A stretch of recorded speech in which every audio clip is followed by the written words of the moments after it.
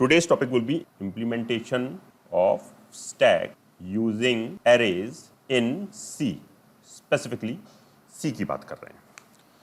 तो अब स्टैक से सभी फेमिलियर हैं. तो during the algorithm discussion we have discussed that we do have an operation push. This operation push requires a function named as overflow. Similarly, we do have an operation pop and this requires a function named as underflow. ठीक है, तो इसका मतलब मुझे अगर stack को implement करना है यूजिंग एरेज तो सबसे पहले I do require an array, साथ ही साथ में I do require a top variable that would be pointing to the top most element of the array.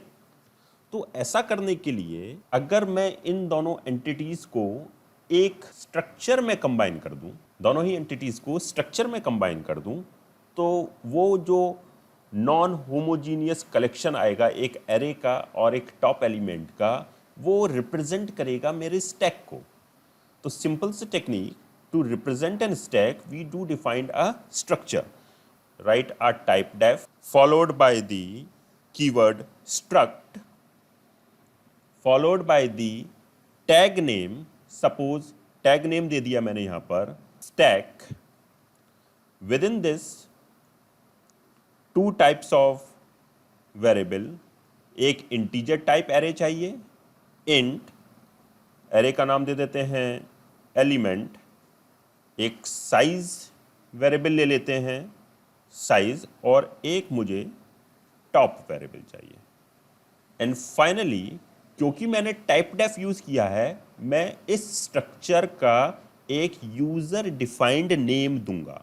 For example मैंने यहां पर नाम दे दिया stack underscore type. तो this stack underscore type would behave as a user defined data type. लेकिन यहाँ पर this is optional और इसका नाम चेंज हो सकता है, ये चेंज हो सकता है, ज़रूरी नहीं है कि आप इसको हमेशा stack ही लिखें.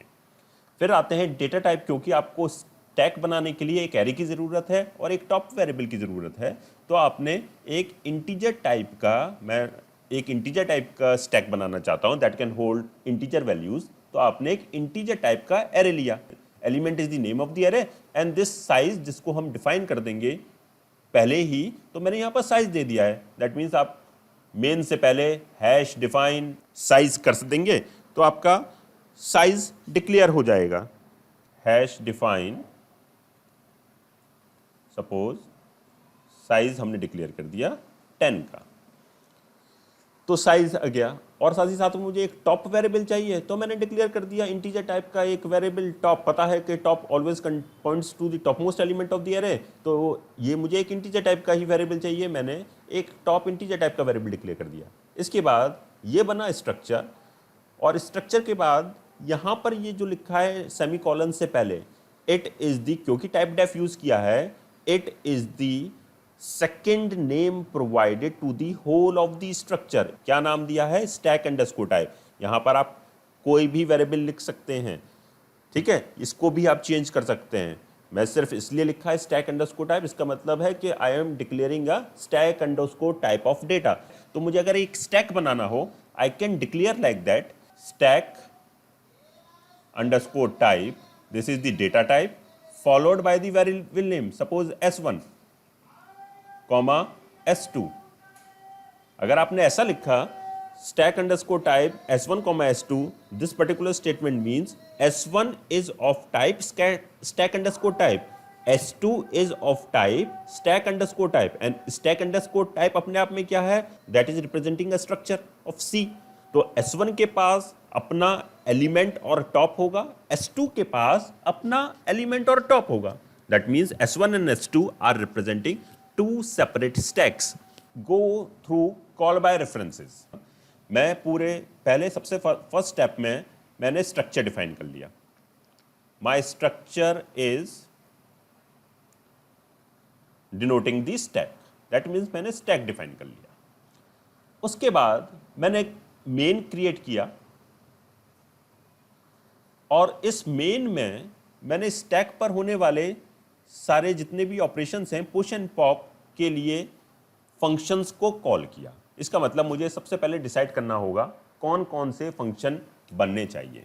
तो सबसे पहले तो पहला फंक्शन जो बनेगा, आपको एक first step is initialization. Empty stack को रिप्रेजेंट करना होता है। एम्प्टी स्टैक को रिप्रेजेंट करने के लिए you have to initialize the top variable equal to -1। सबसे पहले इनिशियली, अब जब स्टैक में अभी तक एक भी एलिमेंट नहीं है तो initially your stack is empty. If your stack is empty that means top should be initialize to -1। तो इसके लिए मैं एक फंक्शन बना लूंगा जिसको मैं कहूंगा create. Name of this particular stack दूंगा, इसका name of this particular function दूंगा क्रिएट। ठीक है, अभी क्या पास करेंगे अभी बात करते हैं कि इसके अंदर मैं टॉप की वैल्यू को -1 करूंगा। फिर मुझे पुश एंड पॉप कराना है। अब पुश करने से पहले आपको चेक कराना होगा ओवरफ्लो। तो मैं एक फंक्शन बनाऊंगा ओवरफ्लो नाम का। ओवरफ्लो में आपको चेक करना है क्या टॉप साइज -1 तक तो नहीं पहुंच गया। अगर पहुंच गया है तो ओवरफ्लो विल रिटर्न 1, नहीं तो else it will return 0। Overflow की कंटिन्यूटी में ही एक और फंक्शन बनाऊंगा जिसको बोलूंगा मैं पुश। अगर ओवरफ्लो अब 0 या 1 रिटर्न कर रहा है, 0 या 1 रिटर्न करेगा। 0 रिटर्न किया इसका मतलब ओवरफ्लो नहीं हो रहा है, 1 रिटर्न करा इसका मतलब ओवरफ्लो हो रहा है। अगर 0 रिटर्न करता है तो इसका मतलब मैं पुश ऑपरेशन को कॉल कर सकता हूं। तो इसके साथ ही साथ में जो भी एलिमेंट स्कैन कराओगे और इसके अंदर एक डेटा आइटम पास करोगे और पुश में टॉप की वैल्यू को इंक्रीमेंट करते हुए और पुश कर दोगे। सिमिलरली मुझे चाहिए होगा पॉप। पॉप जब कर रहा हूं तो अंडरफ्लो चेक करवाओगे। जब अंडरफ्लो चेक कराओगे तो फिर अगर अंडरफ्लो हो रहा है तो 1 रिटर्न करोगे, अगर अंडरफ्लो नहीं हो रहा है तो 0 रिटर्न करोगे। एंड फाइनली अगर 0 रिटर्न किया अंडरफ्लो ने तो एक पॉप के लिए फंक्शन बनाओगे। एंड फाइनली एक फंक्शन होगा डिस्प्ले कराने के लिए। एक फंक्शन होगा डिस्प्ले कराने के लिए। आप पुश करने के बाद स्टैक को डिस्प्ले करा सकते हैं या पॉप करने के बाद आप स्टैक को डिस्प्ले करा सकते हैं। तो विद इन दी मेन आप ये जो प्रोग्राम बनाएंगे, विद इन दी मेन आप एक मेन्यू ड्रिवन प्रोग्राम बनाने वाले। You will ask the user कि कौन सा ऑपरेशन परफॉर्म कराना चाहते हो एंड ऑन ए पर्टिकुलर की स्ट्रोक वो पर्टिकुलर ऑपरेशन परफॉर्म हो जाए। For example, if a user presses 1 it should perform push operation. If the user presses 2, it should perform a pop operation. If user wishes to display the stack, he should press 3. And finally, if user wishes to exit from the program, he should press 4. तो ये एक menu user के सामने आना चाहिए based on the user input. Either it is 1, 2, 3 और 4, your one of the function should be called. तो सबसे पहले आपको कंसंट्रेट करना है अपने फंक्शंस पर। एक बार मेरे पास फंक्शंस बन गए, ये रेडी हो गए, इनका सिग्नेचर रेडी हो गया, तो कॉलिंग आसान हो जाती है। फिर आपको किस ऑर्डर में किसको कॉल करना है सिर्फ इतना डिसाइड करना हो। तो अब कॉल बाय रेफरेंस का यूज करने के लिए मैंने कहीं ना कहीं सबसे पहले मेन में स्टैक अंडरस्कोर टाइप का एक सिंपल वेरिएबल बनाया होगा और एक पॉइंटर वेरिएबल बनाया होगा। सपोज इसका नाम वी दे देता हूं। और इस पॉइंटर वेरिएबल के पास एड्रेस होगा आपका सिंपल वेरिएबल का। That means v would be pointing to the stack S. V would be containing the address of S. V equal to address of S. फिर मैं इस v के थ्रू, इस जो वेरिएबल पॉइंटर टाइप वेरिएबल है v के through structure के member variables को एक्सेस कर सकता हूं। पहला function create for initialization of the top. अब क्या पास करूं, मुझे एक पॉइंटर वेरिएबल पास किया हुआ, डेफिनेशन लिख रहा हूं। कॉलिंग के टाइम पर मैंने क्या पास किया है, यहां पर अपने एड्रेस ऑफ v, जो v है वो पास किया है, v की वैल्यू पास की है। v contains an address.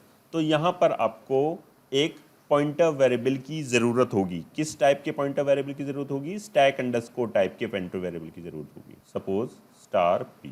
p contains the address जो कि V के पास था। V के पास क्या था? S का एड्रेस था। P के पास भी S का एड्रेस आ गया है। अब this through P I can access the member variables of my stack। और क्या एक्सेस करना है क्रिएट में मुझे? टॉप को -1 पर इनिशियलाइज करना है। दैट मीन्स आप लिखोगे सिंटैक्स P, ये एरो साइन का यूज होता है। P किसको एक्सेस करना है? टॉप को एक्सेस करना है। टॉप कहाँ पर है? स्ट्रक्चर के अंदर है, इक्वल टू -1। फंक्शन हम बना रहे हैं दैट इज ओवरफ्लो। अब देखिए ओवरफ्लो रिटर्न करेगा इधर 0 और 1। तो जो फंक्शन का प्रोटोटाइप होगा it will be the return type. 0 1 return कर रहा है, that means int followed by the function name overflow, और इसके अंदर भी हमने पास कर दिया एड्रेस स्टैक अंडरस्कोर टाइप। जो एड्रेस पास किया है eight the time of the calling of the function, वो मैंने एक पॉइंटर टाइप के वेरिएबल में ले लिया। अब इस P की हेल्प से I will be able to access my variables. अब ओवरफ्लो के लिए ध्यान है, क्या चेक करते थे ओवरफ्लो के लिए? क्या जो टॉप है वो साइज -1 तक तो नहीं पहुंच गया है? अब देखिए टॉप कहां पर है। जब भी आप टॉप को एक्सेस करेंगे, स्ट्रक्चर के मेंबर वेरिएबल्स को एक्सेस करेंगे, तो दिस पॉइंटर वेरिएबल के थ्रू एक्सेस करोगे। इफ P का टॉप इक्वल टू साइज -1, अगर ऐसा है रिटर्न 1, एल्स रिटर्न 0। अगर अब देखिए मेन का फ्लो क्या रहेगा? सबसे पहले आप क्रिएट को कॉल करेंगे, create with initialize the top by 1। उसके बाद अगर यूजर ने पुश कराना है, ऑपरेशन पुश के लिए कमांड दिया, तो सबसे पहले आप ओवरफ्लो चेक कराओगे, ओवरफ्लो को कॉल करोगे। ओवरफ्लो को कॉल करने के बाद इससे वैल्यू रिटर्न हो रही है, उस वेरिएबल किसी एक इंटीजर टाइप के वेरिएबल में उस वैल्यू को स्टोर कराओगे और चेक करोगे क्या वो 0 है या 1 है। अगर 1 है तो पुश कॉल नहीं होगा, अगर 0 रिटर्न किया तो इसके बाद नेक्स्ट स्टेप में पुश कॉल हो जाएगा। That means third function would be push. अब जब भी पुश कॉल होगा तो पुश से पहले आपको एक एलिमेंट की भी ज़रूरत पड़ेगी पास करने के लिए कि आप कौन सा एलिमेंट स्टैक में इनपुट कराना चाहते हैं। तो एक तो आपने स्टैक अंडरस्कोर टाइप पहले की तरह ही आपने एड्रेस पास ऑन किया, और साथ ही साथ में एक वेरिएबल स्कैन किया होगा इंट टाइप का, क्योंकि इंटीजर टाइप एरे लेके चले थे, आपने वो भी पास कर दिया। और क्या किया? सिंपली पुश कब कॉल होगा? जब ओवरफ्लो कंडीशन नहीं हो रहा होगा। तो पुश के स्टेटमेंट दो ही स्टेटमेंट थे कि आप दैट मीन्स टॉप को इंक्रीमेंट करें, top plus plus, and finally जहां टॉप पॉइंट आउट करने लगा वहां पर आप इस डी एलिमेंट को इंसर्ट कर दें। तो एरे का नाम लिया था हमने एलिमेंट, उसके टॉप पर क्या इंसर्ट कर दूं? डी इंसर्ट कर दूं। पॉप के लिए first of all we will call the operation named as underflow. अब अंडरफ्लो भी या तो 0 या 1 रिटर्न करेगा। Int data type return type underflow, और आपने at the time of the calling इसमें भी स्टैक का एड्रेस पास किया है। स्टैक अंडरस्कोर टाइप का एक पॉइंटर टाइप वेरिएबल ले लिया P। अब क्या चेक करते हैं हम अंडरफ्लो में? टॉप -1 पर तो नहीं है। दैट मीन्स इफ P का टॉप इक्वल टू -1, अगर ऐसा है तो this is the condition of underflow, return 1 else return 0। Next आप अब पॉप के लिए भी देखिए एल्गो में हमने बात किया था कि पॉप करते हैं और फिर एलिमेंट रिटर्न कराते हैं। तो एलिमेंट रिटर्न करा रहा हूं तो return type followed by the method, and इसमें हमने पास किया है स्ट्रक्ट अंडरस्कोर टाइप का एक एड्रेस वेरिएबल। एक टेम्परेरी वेरिएबल की जरूरत पड़ती है for storing the element. Int temp ले लिया, एक वेरिएबल डिक्लेयर कर लिया, लोकल वेरिएबल डिक्लेयर कर लिया, और हमने क्या किया? जहां पर मेरा P के element name of the array top point out कर रहा है, इसको हमने लिखा एलिमेंट का P का टॉप पॉइंट आउट कर रहा है, उसको टेम्प में स्टोर करा दीजिए, डिक्रीमेंट कर दीजिए टॉप की value by 1, top minus minus, and finally return temp. एक डिस्प्ले का फंक्शन बनाना है और डिस्प्ले के फंक्शन में टॉप से लेकर 0 तक के एलिमेंट, यहां पर भी आपने पास किया स्टैक अंडरस्कोर टाइप का एक पॉइंटर वेरिएबल, और डिस्प्ले में हैविंग एलिमेंट 5, 10, 20, तो top would be pointing to 20। जो भी ऑपरेशंस हैं they all take place from top. तो जब आप डिस्प्ले कराएंगे, डिस्प्ले भी इसी ऑर्डर में कराएंगे। That means first 20 will be displayed, then 10 will be displayed, and then 5 will be displayed. तो यहाँ ये जो फॉर लूप लगाएंगे आप for printing the element, for i equal to top से चलेगा, it will start from top, तो that means P के टॉप से चलेगा तब तक जब तक कि आई की value greater than equal to 0 नहीं रहती, जब तक आई की value greater than equal to 0 नहीं रहती, और आई को आप माइनस माइनस कर और इसके अंदर प्रिंट करा देंगे। आइए अब चलते हैं अपने कोडिंग विंडो की तरफ और देखते हैं कि इस स्टैक को हम कैसे इम्प्लीमेंट कर सकते हैं। सबसे पहले हम आउटपुट देखते हैं कि हमें किस तरह का आउटपुट अपने प्रोग्राम में चाहिए। अकॉर्डिंगली हम उसका कोड भी लिखेंगे। मैं आपको दिखाता हूँ कि रन करने पर मुझे किस तरह का आउटपुट चाहिए। कंपाइल करते हैं हम अपने कोड को, gcc stack.c सक्सेसफुली कंपाइल्ड हुआ और अब हम इस कोड को रन करते हैं। तो सबसे पहले आपने देखा कि रन करते ही मेरे पास एक मेन्यू आना चाहिए that will be displaying the various option to be provided to the user. पहला ऑप्शन है push, second is pop, third is display, and fourth if the user want to exit from this particular program. If a user presses 1, push should be performed. If a user presses 2, pop should be performed. If the user presses 3, the content of the stack should be displayed, and when the user want to exit, he should press 4. तो आइए देखते हैं हमारा programme कैसे behave कर रहा है। User ने इनपुट किया 1, push should be performed, and the program should ask for the inputting a number. 10 input किया यूज़र ने, and it has been successfully pushed onto the stack. You can check it by the displaying the stack. Enter 3 and stack will be displayed. Further, अगर user pop कराना चाहता है element, he should press 2 and the popped element is returned and is displayed in the output. Again, if the user presses 2, it is the stack is empty. Stack empty हो चुका है क्योंकि एक ही element हमने pop कराया था, एक ही element हमने पुश कराया था और उसको हम पॉप भी करा चुके हैं। तो it should display the message stack is empty.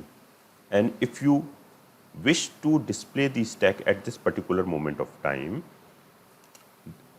your program should say stack is empty, no element to display. इसी तरह जब तक यूज़र 4 प्रेस कर कर एग्जिट नहीं करता, आपका प्रोग्राम चलते रहना चाहिए। If the user presses 4, the program is exited. तो आइए देखते हैं इस कोड को हम C में कैसे लिख सकते हैं। तो this is the program for implementation of the stack using arrays in C। हमने अपने एल्गोरिथम्स डिस्कशन के टाइम पर ये डिस्कस किया था कि एरे को इम्प्लीमेंट करने के लिए आप सबसे पहले एक स्ट्रक्चर को डिफाइन कर लें और टाइप डेफ की हेल्प से एक यूज़र डिफाइंड डेटा टाइप को क्रिएट कर लें। तो line number 4 is creation of the structure. After creation of the structure, you have defined a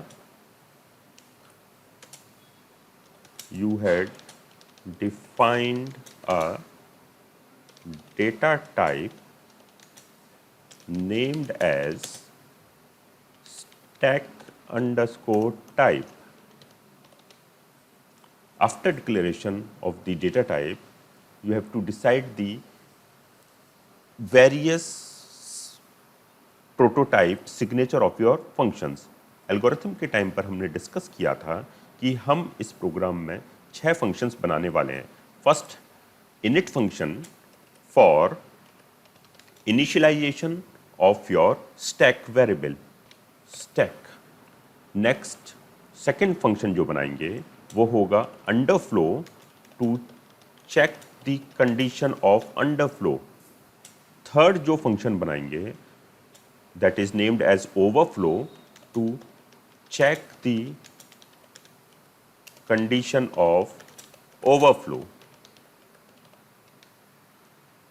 fourth जो फंक्शन बनाएंगे to pop the element from the stack, that means to delete the element from the stack. Insert करने के लिए हम function बनाएंगे push to insert the element into the stack. And finally एक function बनाएंगे to display नाम से, जो कि हमारी स्टैक को डिस्प्ले करेगा, to display the content of the stack.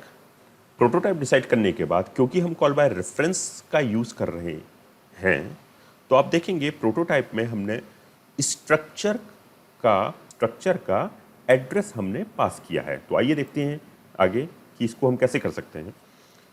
With in the main line number 17 में हमने सबसे पहले अपना एक स्टैक बनाया, declaring a variable of type stack underscore type, और इस वेरिएबल का नाम दिया है S. That means S is denoting the stack.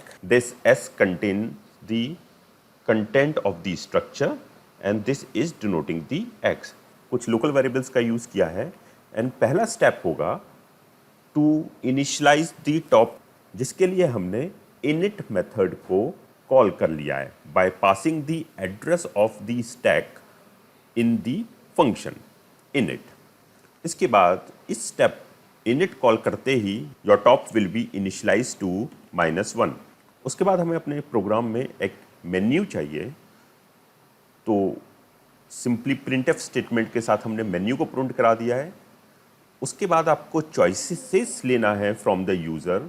तो आपने चॉइस लेने के लिए scanf स्टेटमेंट के थ्रू op नाम के वेरिएबल में यूज़र की चॉइस को इनपुट करा लिया, और उस चॉइस को हमने पास कर दिया है स्विच केस में. अगर यूज़र ने 1 इनपुट किया, that means you have to performed a push, और पुश कॉल करने से पहले, that means case 1 of the switch case would be used for the push. तो पुश कॉल करने से पहले you will check for overflow. Line 30 में आप देख सकते हैं कि हमने सबसे पहले ओवरफ्लो को कॉल किया. अगर ओवरफ्लो नहीं हो रहा, then we called the push, और पुश करने के लिए हमने एड्रेस ऑफ दी स्टैक पास किया है, एंड जो एलिमेंट स्कैन कराया था पुश करने के लिए उसे पास किया है. If this particular function overflow returns that it is an overflow, then we will print that stack is full. Similarly, case 2 जो डिफाइन किया है, it is for pop. pop करने के लिए सबसे पहले you have to check for underflow. If underflow happens, then you cannot pop the element. That means your stack is empty. First of all, call the method underflow by passing the address of the stack in it. If it returns it is not empty, then you perform the pop. pop will return the topmost element from the stack and returned element will be printed. If it is empty, you will simply print the message stack is empty. And finally, if the user wants to display, case 3 is for display, call the function display. And you will put all this into a do while loop unless and until user presses the option 4. अब हम एक एक function की definition को देखते हैं। तो सबसे पहले इनिट में हमने एड्रेस पास किया था स्टैक का, तो वाइल डेफिनेशन हम उसके लिए कलेक्टिंग वेरिएबल यूज़ करेंगे पॉइंटर टाइप का स्टैक अंडरस्कोर टाइप का ही वेरिएबल। तो stack underscore type pointer s, it is denoting address is being passed at the time of the calling of the function.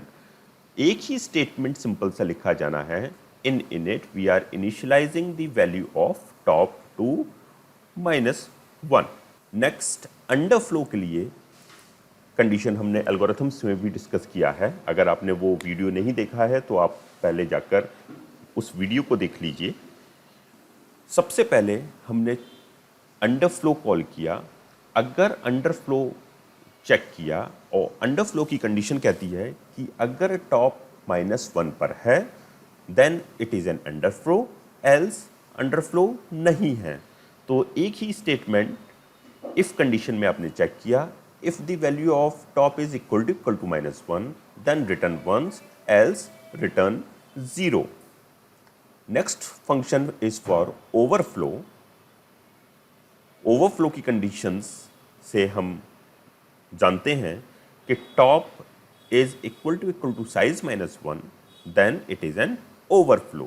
तो इसी condition को एक ही statement को हमने इफ में चेक किया। If the value of top is equal to -1 then return once, else return 0।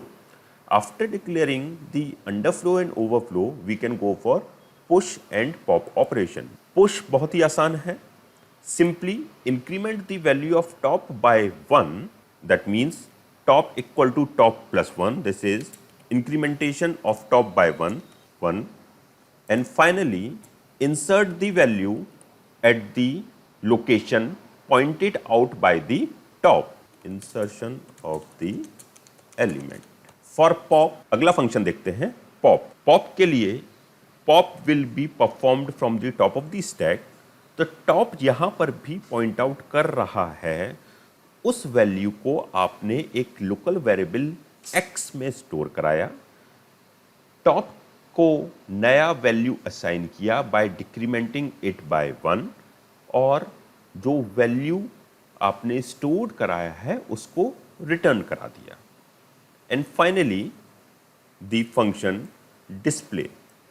Display में आपने स्ट्रक्चर का ही एड्रेस पास किया और इस स्ट्रक्चर के एड्रेस से आपने सबसे पहले चेक कराया क्या टॉप -1 पर एम्प्टी तो नहीं है। अगर टॉप एम्प्टी है तो एक सिंपल सा मैसेज प्रिंट कराया stack is empty and no element to be displayed.